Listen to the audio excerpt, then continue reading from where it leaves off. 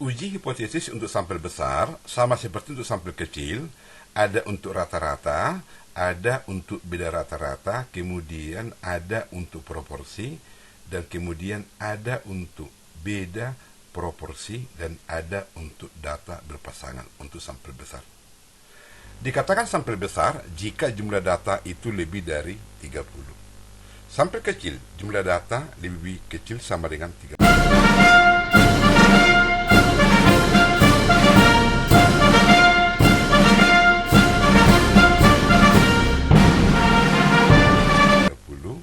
Maka yang pertama kita bahas di sini, uji hipotesis rata-rata sampel besar.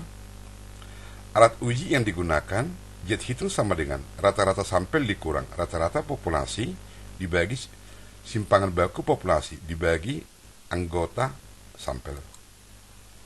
Bandingkan ini dengan rumus untuk sampel kecil. Hampir sama, ya. Di sini T hitung, di sini jet hitung.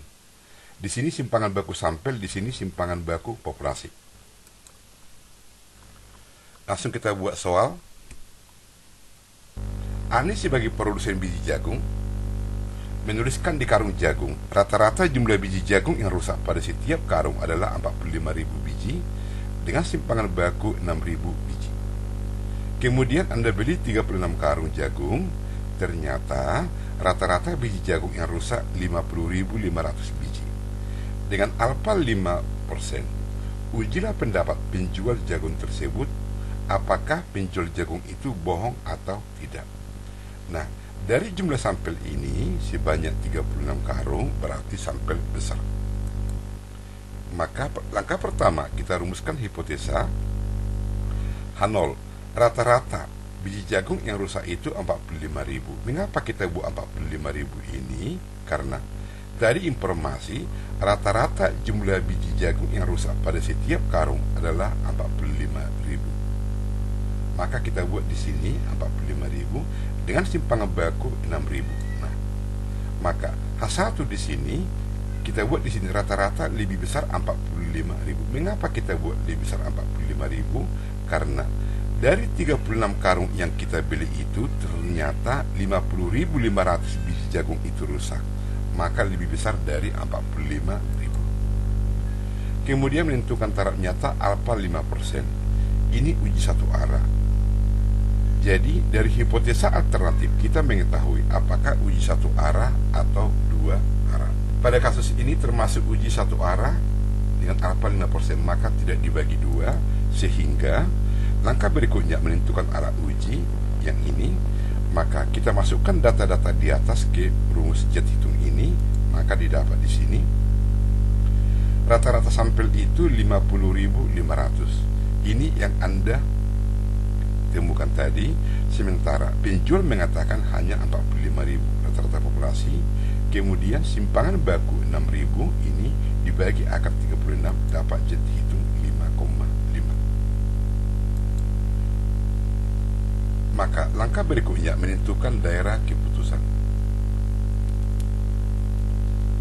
Alfa 5% untuk satu arah 1,64. Ini dari tabel. Sementara yang kita hitung 5,5. 5,5 ini ada pada daerah sebelah kanan J alfa, yaitu di sebelah kanan, yaitu pada daerah penolakan H0.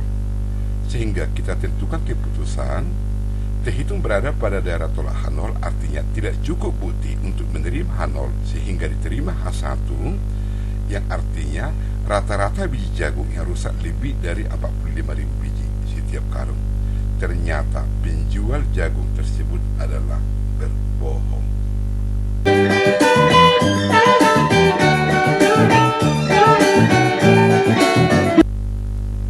Sebagai latihan, dikatakan rata-rata berat mangga 70 kg dan simpangan baku 7 kg. Kemudian Anda beli mangga sebanyak 45 buah, ternyata rata-rata beratnya 63 kg. Ujilah apakah penjual mangga tersebut pembohong atau tidak dengan alfa 8%. Langkah pertama merumuskan hipotesa H0 di sini rata-rata 70 kg. Mengapa kita buat di sini 70? Karena inilah rata-rata yang dikatakan oleh penjual mangga. Kemudian H1 rata-rata lebih kecil 70. Mengapa kita buat lebih kecil 70? Mengapa tidak lebih besar? Karena dari sampel yang kita dapat ternyata mangga itu beratnya 63 kilo, lebih kecil dari 70. Menentukan taraf nyata alfa ini termasuk uji satu arah. Mengapa uji satu arah? Karena dari hipotesa alternatif ini lebih kecil satu arah kiri. Dari tabel untuk alfa 8%, maka didapat batas kritis itu min 1,755. Langkah ketiga menentukan arah uji, ini rumusnya. Kemudian kita masukkan data-data di atas. Rata-rata sampel itu 63, rata-rata populasi 70, simpangan baku 7, kemudian jumlah mangga 45, maka didapat di sini jas hitung min 6,73. Maka kita tentukan dari keputusan langkah keempat. Kemudian karena ini uji satu arah kiri, jet alfa itu min 1,755 dari tabel, kemudian yang kita hitung min 6,73. Maka keputusan kita itu langkah kelima, yaitu terhitung itu berada pada daerah tolak H0, artinya tidak cukup bukti untuk menerima H0, ditolak. Yang berarti rata-rata berat mangga adalah kurang dari 70 kilo, artinya penjual mangga tersebut adalah bohong. Uji hipotesis beda rata-rata sampel besar. Saya ulangi, sampel besar jika N-nya itu lebih besar dari 30. Ini rumusnya. Jadi hitung sama dengan rata-rata sampel pertama dikurang rata-rata sampel yang kedua dibagi akar. Ini simbol daripada varian. Varian populasi pertama dibagi anggota sampel pertama ditambah varian populasi yang kedua dibagi dengan anggota sampel yang kedua. Langsung kita buat contoh. Seorang pemilik dealer yang menjual dua motor merek A dan merek B berpendapat bahwa tidak ada perbedaan rata-rata jumlah penggunaan bahan bakar dari kedua motor merek A dan merek B. Untuk menguji pendapatnya dilakukan test drive terhadap 80 motor merek A dan 40 motor merek B. Jadi N1 di sini 80, N2 di sini untuk merek B 40. Ternyata motor merek A dapat melaju dengan rata-rata 76 liter dan motor merek B 52 liter untuk Jakarta Surabaya. Jadi rata-rata penggunaan bahan bakar 76 liter untuk merek A, 76 liter untuk merek A, 52 liter untuk merek B. Dengan simpangan baku 46 liter untuk merek A dan 41 liter untuk merek B. Dengan menggunakan taraf nyata 5%, ujilah pendapat tersebut. Apa pendapat dia? Yang mengatakan tidak ada perbedaan jumlah penggunaan bahan bakar dari motor merek A dan merek B. Maka langkah pertama kita rumuskan hipotesa H0. Rata-rata penggunaan bahan bakar untuk motor merek A dan merek B itu sama. Hipotesa alternatif tidak sama dengan ini, berarti uji dua arah menentukan taraf nyata alfa 5% atau 0,05. Ini uji dua arah. Kemudian menentukan alat uji. Jadi alat uji di sini ini tadi. Nah, kita masukkan data-data di atas. 168 ini rata-rata untuk merek A, kemudian 120 ini rata-rata untuk merek B. Kemudian dapat di sini jet hitung 4,165. Maka kita tentukan dari keputusan min 1,96 ini dari tabel uji dua arah ini. Nah, yang kita hitung 4,165 jatuh pada daerah tolak H0. Langkah berikutnya menentukan keputusan jet hitung berada pada daerah tolak H0, yang artinya tidak cukup bukti untuk menerima H0 sehingga diterima H1. Artinya bahwa rata-rata penggunaan bahan bakar motor A dan motor B berbeda.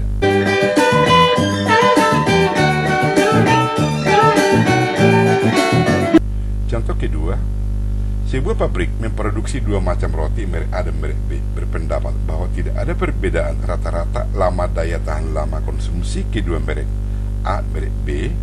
Dengan alternatif ada perbedaan. Untuk menguji pendapat tersebut dilakukan percobaan dengan menguji 150 roti merek A dan 120 roti merek B.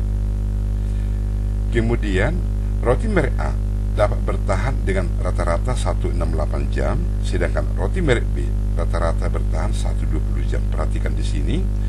Jadi di sini rata-rata merek A 168 jam, rata-rata merek B bertahan 120 jam. Masing-masing dengan simpangan baku 85 jam untuk merek A, 90 jam untuk roti merek B. Dengan menggunakan taraf nyata 5%, ujilah pendapat tersebut. Apa pendapat yang diuji? Yang tadi mengatakan tidak ada perbedaan rata-rata lama daya tahan konsumsi untuk roti merek A dan merek B. Maka langkah pertama merumuskan hipotesa H0. Rata-rata daya tahan roti merek A sama dengan rata-rata roti merek B. Maka H1 di sini rata-rata roti untuk merek A tidak sama dengan rata-rata daya tahan roti merek B. Alfa 5%, ini uji dua arah, berarti dibagi dua, maka menentukan arah uji seperti ini. Kita masukkan angka-angka di atas tadi itu. 76 ini rata-rata roti merek A, kemudian 52 rata-rata daya tahan roti merek B, kemudian varian di sini 4,6 pangkat 2 untuk merek A, 41 untuk merek B dibagi jumlah sampel merek A, roti merek A 80, jumlah sampel merek B 40. Dapat di sini jadi hitung 2,9. Maka kita ngambil keputusan 1,96 ini dari tabel untuk alfa tadi 5%, sementara yang kita hitung itu 2,9 jatuh pada daerah penolakan H0. Maka langkah berikutnya menentukan keputusan. Karena jet hitung itu berada pada daerah penolak H0, yang artinya tidak cukup bukti untuk menerima H0, sehingga diterima H1 bahwa daya tahan kedua roti A dan B itu berbeda.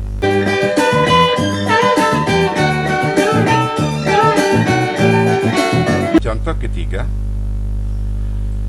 seorang pemilik toko yang menjual dua macam bola lampu merek A dan merek B berpendapat bahwa tidak ada perbedaan rata-rata lamanya menyala bola lampu kedua merek A dan B, dengan alternatif ada perbedaan. Untuk menguji pendapatnya dilakukan percobaan dengan menyalakan 100 buah bola merek A dan 50 buah merek B sebagai sampel. Ternyata bola lampu merek A dapat menyala rata-rata selama 952 jam, sedangkan merek B selama 987 jam, masing-masing dengan simpangan baku 85 jam dan 92 jam. Dengan menggunakan alfa 5%, ujilah pendapat tersebut. Pendapat apa yang diuji? Pendapat yang mengatakan tidak ada perbedaan rata-rata lamanya menyala bola lampu merek A dan merek B. Langkah pertama, rumuskan hipotesa H0 di sini rata-rata menyala bola lampu pertama sama bola lampu kedua atau bola lampu B sama. H1 di sini rata-rata menyala bola lampu A dan bola lampu B tidak sama. Kemudian menentukan alfa 5%. Dari hipotesa alternatif ini adalah uji dua arah. Maka alat uji yang digunakan jika dimasukkan angka-angka di atas, rata-rata menyala bola lampu pertama 952, rata-rata menyala bola lampu B 987 dibagi simpangan baku bola lampu A 85 dipangkat 2 varian ini dapat ini. Kemudian nanti ini diolah dapat jet hitung 2,25. Maka kita masuk kepada penentuan daerah keputusan. Untuk alfa 5% uji dua arah 1,96 dari tabel sebagai batas kritis, maka yang kita hitung 2,25 jatuh pada daerah penolakan H0. Maka langkah berikutnya menentukan keputusan. Karena jet hitung berada pada daerah tolak H0, yang artinya tidak cukup bukti untuk menerima H0, sehingga diterima H1, yang artinya bahwa daya nyala kedua bola lampu A dan B berbeda. Sebagai latihan, untuk contoh 1, 2, 3 di atas, bagaimana hasil jika taraf nyata 5%, tetapi uji satu arah kanan? Tolong dikerjakan. uji hipotesis beda proporsi sampel besar. Alat uji yang digunakan rumusnya jet hitung sama dengan proporsi sampel dikurang proporsi sampel yang kedua. Jadi X1 per N1 adalah proporsi sampel pertama, X2 per N2 proporsi sampel yang kedua. Dibagi ini, kemudian kita buat contoh. Anda membuat dua desain seragam yang berbeda. Data menunjukkan terdapat 30 siswa di antara 85 menyukai desain seragam A dan 45 di antara 90 menyukai B. Dengan menggunakan taraf nyata 0,08, dapatkah disimpulkan bahwa desain A kurang diminati dibandingkan desain B. Jadi di sini Anda mengambil siswa 85. Dari 85 ini ternyata 30 siswa menyukai seragam A. Kemudian Anda ambil lagi 90 orang. Dari 90 ini 45 orang diantaranya menyukai desain B. Maka proporsi yang menyukai desain A itu adalah 30 per 85, dan proporsi yang menyukai desain B adalah 45 per 90. Langkah pertama merumuskan hipotesa H0. Proporsi untuk seragam A sama dengan proporsi untuk seragam B. H1 tidak sama dengan, berarti uji dulu. Langkah kedua menentukan taraf nyata, yaitu alfa 8%. Dari nilai Z tabel didapat min 1,405. Menentukan alat uji, tadi alat uji sudah dapat ini. Maka kita memasukkan nilai-nilai data yang tadi 30 per 85 ini proporsi yang menyukai seragam A, 45 per 90 ini proporsi yang menyukai seragam B, dan seterusnya didapat jet hitung di sini min 3,606. Maka langkah berikutnya kita menentukan dari keputusan, ya. Jet hitung itu berada pada daerah penolakan H0. Sehingga karena berada pada daerah penolakan H0, artinya tidak cukup bukti untuk menerima H0, sehingga terima H1 bahwa desain A kurang diminati dibandingkan dengan desain B. Fenomena Ibu Kota Negara Baru atau IKN memiliki rating di acara TV mencapai 35. Artinya pada waktu yang sama ditonton 35 juta orang. Jadi ini menunjukkan rating paling tinggi. Kemudian sebuah perusahaan kosmetik ingin memasang iklan pada acara tersebut dan ingin mengetahui apakah proporsi remaja dan dewasa sama. Untuk mengetahui hasil tersebut dicari responden per telepon sebanyak 300 remaja dan sebanyak 150 orang menonton acara IKN tersebut. Artinya dari 300 remaja hanya 150 yang nonton acara IKN. Sedangkan responden dewasa sebanyak 400 orang, 350 menonton IKN. Dari jumlah ini berarti lebih banyak dewasa. Maka proporsi remaja yang nonton IKN ini 150 per 300 dan proporsi orang dewasa 350 per 400. Dengan taraf nyata 5%, ujilah apakah proporsi remaja dan dewasa sama dengan proporsi remaja dan dewasa sama dalam menonton IKN tersebut. Dari data di atas, proporsi remaja 150 per 300 dan proporsi orang dewasa 350 per 400. Merumuskan hipotesa H0, proporsi remaja yang nonton IKN sama dengan proporsi dewasa yang nonton IKN. H1 tidak sama dengan. Langkah kedua menentukan taraf nyata alfa 5% atau 0,05 uji dua arah. Menentukan alat uji yang ini. Nah, kita masukkan data-data di atas, maka kita dapat jet hitung itu. Tadi dari 300 remaja, 150 yang nonton acara IKN. Dari 400 orang dewasa, 350 yang nonton. Inilah proporsi orang dewasa, ini proporsi remaja. Maka didapat jet hitung min 10,71. Kemudian menentukan dari keputusan, ini uji dua arah, alfa 5%, min 1,96 sebagai batas kritis. Nah, jet hitung min 10,71 ada di sebelah kiri, daerah penolakan H0. Maka keputusan, karena jet hitung berada pada daerah tolak H0, artinya tidak cukup bukti untuk menerima H0, sehingga diterima H1 bahwa respon remaja dan dewasa menonton acara IKN tidak sama. Artinya lebih banyak ditonton orang dewasa.